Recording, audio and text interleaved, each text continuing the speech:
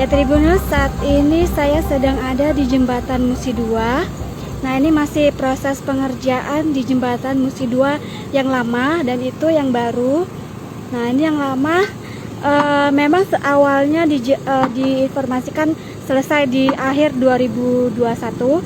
Namun memang karena ada berbagai teknis, jadi Jembatan Musi 2 ini dapat diinformasikan akan selesai dalam beberapa hari ke depan atau di awal Februari ini. Saya tadi sempat wawancarai oleh KPBU-nya itu Pak Perwira. Dia mengatakan bahwa saat ini pengerjaannya itu pengecoran gitu ya. Maksudnya pengaspalan jalan di Jembatan Musi 2 ini. Nah, mungkin pengaspalan ini akan selesai dalam 1-2 hari ke depan, dan berikutnya untuk jalan ini untuk jembatan ini sudah bisa dilalui. Nah, inilah di Jembatan Musi 2 yang lama dan itu di Jembatan Musi 2 yang barunya. Jadi mungkin dalam waktu dekat masyarakat sudah bisa melalui Jembatan Musi 2 ini. Nah, ini masih dalam proses pengerjaan. Nah, ini kan seperti ini. Nah, ini nanti akan dicor. Tinggal beberapa hari lagi gitu proses pengecorannya bisa selesai dan segera bisa dilalui oleh masyarakat.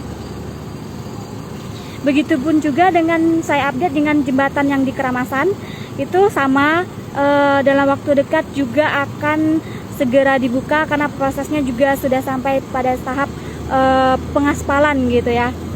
Jadi kedua jembatan ini dalam waktu dekat akan segera dibuka kembali open traffic gitu ya untuk masyarakat umum setelah diperbaiki